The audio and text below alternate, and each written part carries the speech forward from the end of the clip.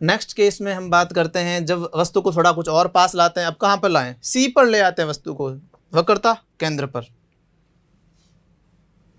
वक्रता केंद्र पर आ जाएगी वस्तु हमारी।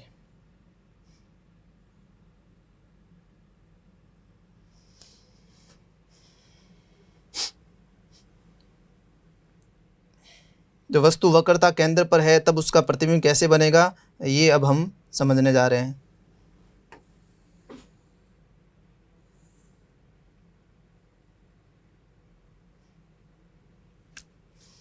हाँ, इसमें ध्रुव वगैरह सब कुछ बता देंगे अपन।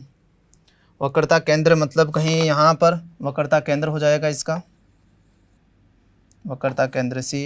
इन दोनों के बीच में कहीं बीच में फोकस होगा, बीचों बीच में आप देख लीजिए, कोई भी पॉइंट बीचों बीच में बना दीजिए। ओके, अब वस्तु को कहाँ प्लेस करना है हमें? वक्रता केंद्र पर। तीसरी कंडीशन, जब वस्तु सी पर, जब वस्तु सी पर हो, ये तीसरी कंडीशन। जब क्या होगा तो सी पर वस्तु रख दीजिए भाई। ये एक वस्तु है ये जो सी पर रख दी, और इसमें इनके हेड टेल के नाम दे दें। इसमें ये वाला पॉइंट मैं ए दे रहा हूँ, और इस वाले नीचे वाले पॉइंट को मैं ए दे रहा हूँ, इस वाले पॉइंट को, और इस वाले पॉइंट को जो है वो बी में दे देता हूँ। ओके, अब तो बी से, तो मैंने कहा ना, अब हम सिर्फ एक पॉइंट से एक पॉइंट का प्रतिबिंब बनाएंगे, सारा मिल जाएगा। किसका? शीर्ष का। तो शीर्ष का प्रतिबिंब बनाएंगे, और फिर जहाँ पर भी शीर्ष का प्रतिबिंब बनेगा उसको वक्रता केंद्र से मिला देंगे। सॉरी, वक्रता केंद्र क्या, मुख्य अक्ष से मिला देंगे, और जैसे मुख्य अक्ष से मिलाएंगे हमारा पूरा का पूरा प्रतिबिंब हमें मिल जाएगा। ओके, तो बनाते हैं दो प्रकाश किरणें। कोई भी दो प्रकाश किरणों का अध्ययन करते हैं इससे निकलने वाली। तो पहली प्रकाश किरण जो है वो लेके आते हैं हम मुख्य अक्ष के समांतर ले आते हैं। ये देखिए, मैं एक प्रकाश किरण लेके आया हूं जो मुख्य अक्ष के समांतर है। इसमें परावर्तन के पश्चात क्या होगा? इसका मुख्य फोकस से होते हुए गुजरेगी सब। इस तरीके से मुख्य फोकस से होते हुए गुजर जाएगी। एक और प्रकाश किरण का अध्ययन करते हैं जो बी से ही आ रही होती है। देखते हैं कौन सी प्रकाश किरण लाते हैं भाई। तो हम फोकस से होते हुए ले आए एक प्रकाश किरण।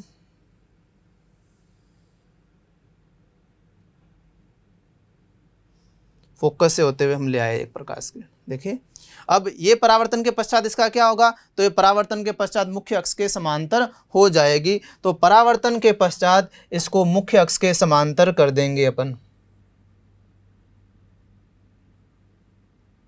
इस तरीके से परावर्तन के पश्चात मुख्य अक्ष के समांतर हो गई। ठीक है, अब दोनों परावर्तित किरणें कहाँ मिली? ये वाली परावर्तित, ये जो आई आपकी, इसका परावर्तित ऐसे हुई, ये वाली परावर्तित ऐसे हुई। दोनों परावर्तित किरणें जहाँ पर मिली, क्योंकि वो स्पेशल पॉइंट है बी से आने वाली, तो ये यहाँ पर बना बी डैश। और अगर मैं देखूँ पूरा का पूरा प्रतिबिंब बनाऊँ तो मैंने कहा था बी डैश कुछ इस तरीके से है। तो यहाँ से मुख्य अक्ष से मिलाते हुए आप पूरा प्रतिबिंब बना दीजिए। बोलिए, देख सकते हैं आप प्रतिबिंब कैसा बना, बड़ा छोटा सब चीज़ आप यहाँ से पता कर सकते। और जो ए का जो ए डैश बना, यहाँ पर पहले तो ए था, अब यहाँ पर ए डैश बना। इससे पहले यहाँ पर क्या पॉइंट था? ए पॉइंट था। ए था ये बी था। अब ए का ए डैश यहाँ बन गया, और देखिए बी डैश, क्योंकि बी का प्रतिबिंब बना, बी डैश यहाँ बन गया। मैंने कहा था जहाँ पर वो बन जाए इस बी का प्रतिबिंब, उसको हम किससे मिला देंगे? मुख्य अक्ष से मिला देंगे। तो अपने आप पूरा का पूरा हमको प्रतिबिंब मिल गया। तो अब देख सकते हैं प्रतिबिंब कहाँ बना। सबसे पहली बात तो हमें लगा, देखो प्रतिबिंब सी पर ही बन गया। जब वस्तु सी पर थी, वक्रता केंद्र पर थी, तो प्रतिबिंब भी सी पर। और बात करें वास्तविक आभासी, वास्तविक मिला, क्योंकि वास्तव में प्रकाश किरणें मिल रही है, इसलिए वास्तविक है, छोटा है या बड़ा। तो इस केस में आप देख लीजिए, वस्तु अपनी इतनी है और प्रतिबिंब भी इतना ही है। तो इस केस में एग्जैक्ट बराबर मिलता है, वस्तु और प्रतिबिंब की साइज बराबर होती है। उल्टा या सीधा देख पा रहे हैं अच्छे से, उल्टा बना है इसमें। तो इसका डिस्क्रिप्शन भी हम लिख देते हैं सारा का सारा, कैसा कुछ मिला है हमें। पहली बात तो कहाँ मिला है, तो सबसे पहले कहाँ बना प्रतिबिंब? सी पर। सी पर बन गया प्रतिबिंब।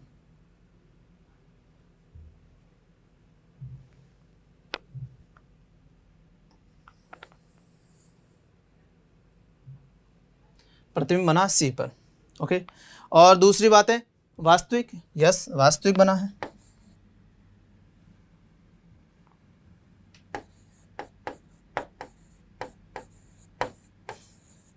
क्या बना है देखिए, उल्टा या सीधा, देख सकते हैं उल्टा बन गया, और छोटा या बड़ा, वस्तु के बराबर, वस्तु के बराबर, बराबर बना है।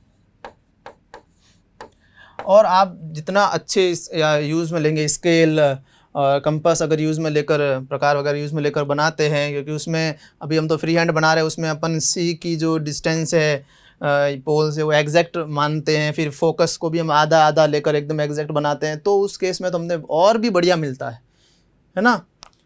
फ्री हैंड से भी अगर ढंग से अगर बनाए तो भी बन जाएगा, और उससे अगर स्केल से बनाएंगे तो और बढ़िया तरीके से हमको अपने रिजल्ट मिलेंगे इसके। अब जो है नेक्स्ट जो फोर्थ कंडीशन है वो कुछ इस तरीके से है। हम कुछ वस्तु को और आगे ले आते हैं, तो वस्तु सी पर तो आ ही चुकी है। अब चौथी कंडीशन है जब वस्तु सी और एफ के बीच में हो, तो जब वस्तु सी और एफ के बीच में हो तो वो वाला केस हम करते हैं।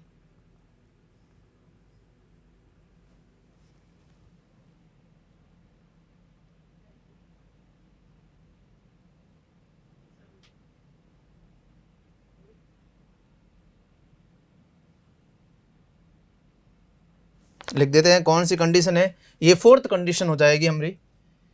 जब वस्तु सी व एफ के मध्य है, यहां पर हो, तब उसका कैसा बनेगा हम देख लेते हैं। उसके लिए प्रिंसिपल एक्सिस वगैरह बना दें।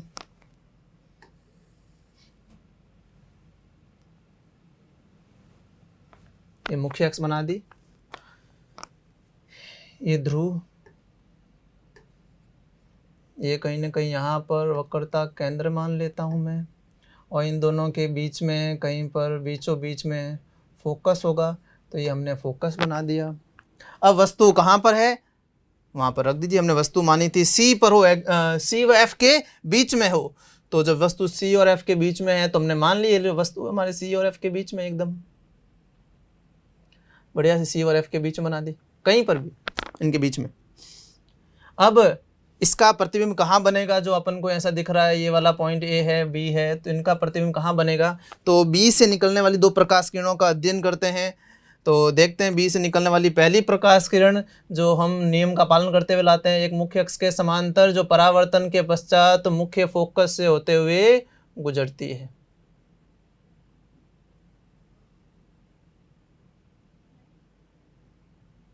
इस तरीके से मुख्य फोकस से होते हुए गुजर गई। अब एक और प्रकाश किरण का अध्ययन करते हैं जो इसी बिंदु से आ रही है और किसी और नियम का पालन करते हुए आ रही। जैसे मैं फोकस एक दूसरी प्रकाश किरण ले आता हूँ, तो इस तरीके से आपतित होती है फोकस पर। अच्छे से देख पा रहे होंगे, एकदम फोकस पर आते हुए आपतित हो रही है। और परावर्तन के पश्चात आपको मालूम है ये वाली प्रकाश किरण मुख्य अक्ष के समांतर हो जाती है, तो परावर्तन के पश्चात ये जो है वो मुख्य अक्ष के समांतर हो जाएगी, इस तरीके से मुख्य अक्ष के समांतर। और दोनों परावर्तित किरणें जहां पर मिली है, दोनों परावर्तित किरणें यहां पर मिलती हुई दिख रही है, तो जो बी का बना है यहां पर बी डैश, ठीक है। दोनों ही परावर्तित किरणें यहां पर मिल गई, ठीक है। तो यहां पर इसका प्रतिबिंब बना, और प्रतिबिंब बनाते हुए देख लेते हैं प्रतिबिंब कैसा दिख रहा है अपन को, दिखने में कैसा होगा। तो इसको इस वाले से मिला देते हैं, मुख्य अक्ष पर किसी बिंदु से मिला देंगे, मतलब इसके ऊपर किसी बिंदु से मिलाएंगे, और इस वाले बिंदु का नाम होगा ए डैश, क्योंकि ये ए का प्रतिबिंब है। तो देखिए पूरी की पूरी वस्तु का प्रतिबिंब हमको मिल गया, ये इस तरीके से पूरी वस्तु का प्रतिबिंब मिल गया। तो आप देख सकते हैं, इसको देखकर बता सकते हैं कि प्रतिबिंब कहाँ बना और कैसा बना। तो सबसे पहले लिख देते हैं सारी चीज़ें इसके अंदर भी, कहाँ कैसा किस टाइप का बना है। तो सबसे पहले देखते हैं कहाँ बना है, तो देखिए सी के परे बन गया, तो बना है सी से परे। दूसरी बात, कैसा बना, वास्तविक, तो हमें दिखेगा हाँ वास्तविक बना है, वास्तव में मिल रही है, तो बना है वास्तविक। छोटा बड़ा कैसा बना, देख सकते हो, इस बार वस्तु से बड़ा बन गया, बड़ा बना है, कुछ बड़ा बन गया।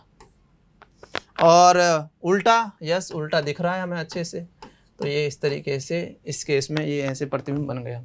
तो ये चौथा केस हमारा हो गया जिसमें वस्तु सी और एफ के बीच में थी, तो प्रतिबिंब सी के परे और बड़ा बन गया।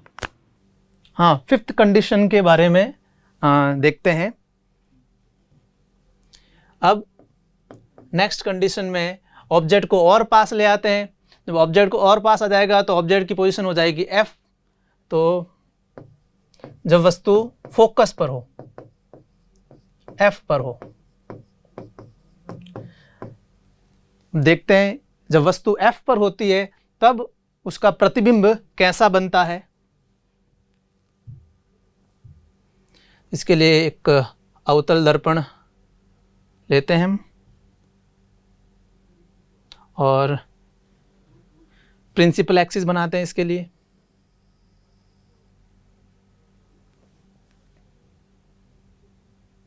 ये प्रिंसिपल एक्सिस हो गई। अब इसमें अपने पोल, ध्रुव वगैरह कहाँ पर है ये हम नोट कर देते हैं। यहाँ पर ध्रुव होता है P, यहाँ पर कहीं फोकस F और यहाँ पर वक्रता केंद्र C। ओके, अब वस्तु हमारी कहाँ पर है, F पर, फोकस पर। तो वस्तु ले आते हैं यहाँ पर फोकस पर, ये हमारी वस्तु है। ओके, इस पॉइंट को हम A बोल सकते हैं, इसको हम B बोल सकते हैं। और आपको मालूम है हम क्या करने वाले हैं, B का प्रतिबिंब बनाने वाले हैं। तो B से निकलने वाली दो प्रकाश किरणों का हम अध्ययन करते हैं। तो B से कोई भी दो प्रकाश किरण जो निकल रही है उसको हम देखते हैं। पहली प्रकाश किरण जो मुख्य अक्ष के समांतर है हमने वो ली। तो ये प्रकाश किरण कैसे जाएगी, जो मुख्य अक्ष के समांतर है। ओके, तो परावर्तन के पश्चात जो मुख्य अक्ष के समांतर होती है वो परावर्तन के पश्चात फोकस से होते हुए गुजरती है।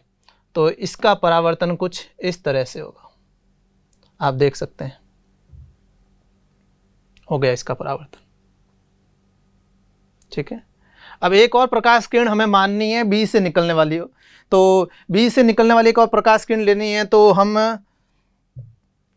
ये वाली प्रकाश किरण लेते हैं जो ध्रुव पर आपतित होगी। तो ध्रुव पर आपतित होने वाली प्रकाश किरण लेंगे, एक ऐसी प्रकाश किरण नहीं जो ध्रुव पर आपतित होती है। इस तरीके से ये ध्रुव पर आपतित हो रही है। और हम जानते हैं कि जो प्रकाश किरण ध्रुव पर आपतित होती है तो वो मुख्य फोकस के साथ जितना एंगल बनाती है, जितना कोण बनाती है, उतना ही कोण बनाते हुए वापस लौट आती है मुख्य अक्ष के साथ ही। तो वापस इसको इतने ही कोण से लौटा देते हैं अपन, इतना ही कोण बनाते हुए इसको लौटा देते हैं।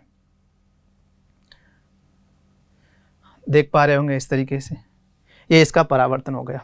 अब परावर्तन के पश्चात देखते हैं परावर्तित किरणें कहाँ मिल रही है, क्योंकि जहाँ परावर्तित किरणें मिलेगी वहीं पर प्रतिबिंब बनेगा।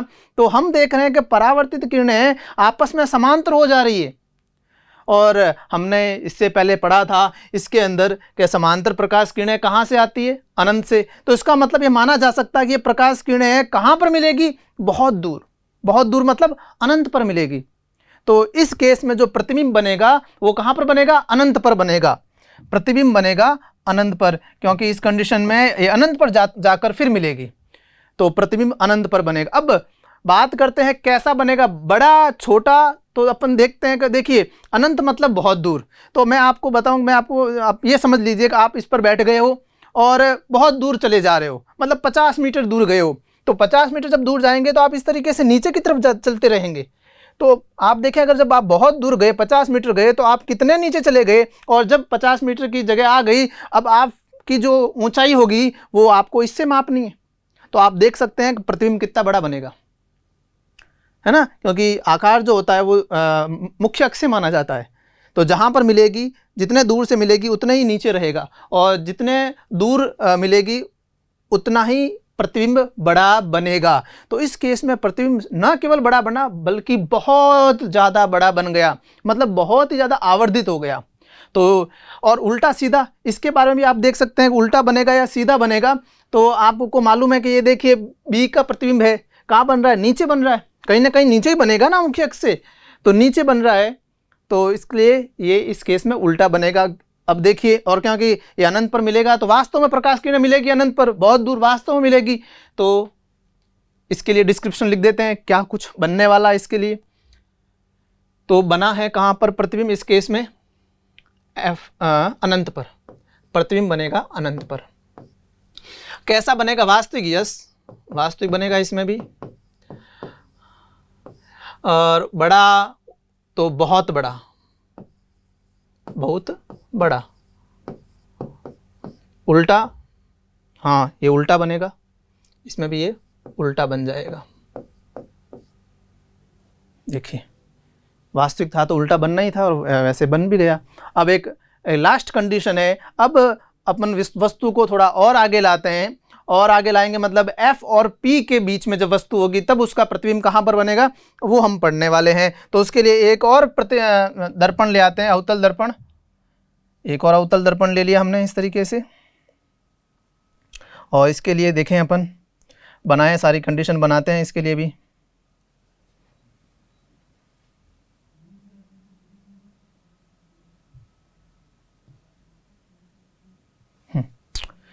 इसके लिए भी सारी कंडीशन वगैरह देख लेते हैं। तो सबसे पहले हम बनाएंगे मुख्य अक्ष। तो मुख्य अक्ष बनाते हैं हम। तो इसके लिए मुख्य अक्ष ये बना दिया हमने, मुख्य अक्ष ये देख पा रहे होंगे आप,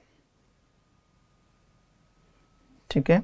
अब इसमें ध्रुव कहाँ हैं वगैरह हम सारे कुछ बातें यहाँ पर नोट कर लेते हैं। ये ध्रुव है, ये फोकस, और यहाँ पर वक्रता केंद्र कहीं पर होगा।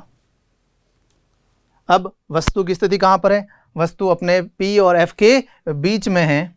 तो ये हमारी वस्तु हो गई P और F के बीच में कहीं पर, ठीक है। इसको हम A बोल सकते हैं पॉइंट, इसको हम B पॉइंट बोल सकते हैं। अब आपको मालूम है क्या करेंगे, इसका प्रतिबिंब बनाने के लिए B से निकलने वाली कोई दो प्रकाश किरणों का अध्ययन करेंगे। तो देखते हैं B से निकलने वाली दो प्रकाश किरणें। पहली प्रकाश किरण मैंने मुख्य अक्ष के समांतर ली है, और आपको मालूम है परावर्तन के पश्चात जो मुख्य अक्ष से समांतर होती है वो फोकस से होते हुए गुजरती है। तो ये वाली परावर्तन के पश्चात कुछ इस तरीके से चली जाएगी, आप देख रहे हैं। तो इसका परावर्तन तो कर दिया, मुख्य अक्ष के समांतर और फोकस से होते हुए जाएगी।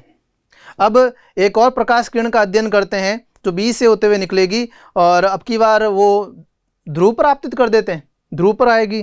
तो फिर क्या होगा, तो एक प्रकाश किरण वो लाइए जो ध्रुव पर आपतित हो रही है, और हमें पता है जब ध्रुव पर आपतित होती है तब जितना कोण बनाती है, ये जितना कोण बनाती है उतना का उतना कोण बनाते हुए वापस लौट जाएगी। तो हम इस बार इसको उतना का उतना कोण बनाते हुए वापस रवाना कर देते हैं इसको, ठीक है।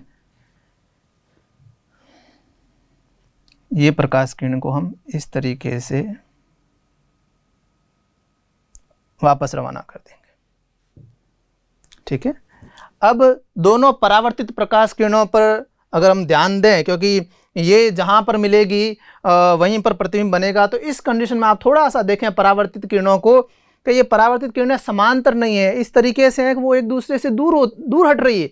जैसे जैसे आगे जा रही है वो एक दूसरे से दूर हट रही है, आप देख सकते हैं। इसका मीनिंग है आगे तो ये फिर कहीं मिलेगी नहीं, कभी मिलेगी नहीं, हो ही नहीं सकता दो प्रकाश किरणें इस तरीके से जा रही हो वो कभी भी मिलेगी आगे, तो आगे ये कभी नहीं मिलेगी। तो इसका मतलब वास्तविक प्रतिबिंब कभी बनने वाला नहीं है। और जब भी ये कंडीशन आ जाए तो उन परावर्तित किरणों को पीछे की तरफ एक्सटेंड करते हैं, पीछे की तरफ बढ़ाते हैं, और देखते हैं कहाँ पर मिलती है। तो हम इसको पीछे की तरफ बढ़ाएं तो कुछ इस तरीके से, जैसे इस लाल वाली प्रकाश किरण को हम पीछे की तरफ बढ़ाया करें, तो कुछ इस तरीके से पीछे बढ़ा दी हमने, ठीक है, पीछे की तरफ एक्सटेंड कर दी। अब इस वाली प्रकाश किरण को भी परावर्तित किरण को पीछे की तरफ एक्सटेंड करना है, आपतित को नहीं। अब इसको भी पीछे की तरफ बढ़ा दें,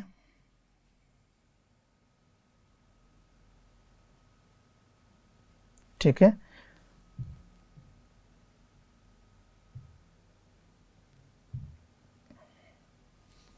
ये देखिए दोनों जो पीछे की तरफ बढ़ी हुई प्रकाश किरणें हैं वो कहाँ पर मिल रही है, आप खुद देख सकते हैं।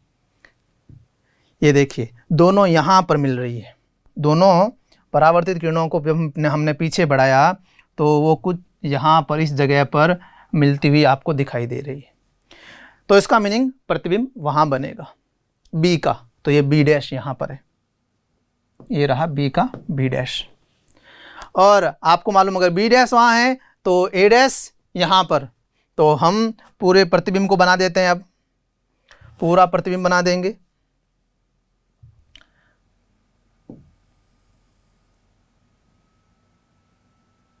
ये प्रतिबिंब बन गया और ये आप अपना ए डैश हो गया।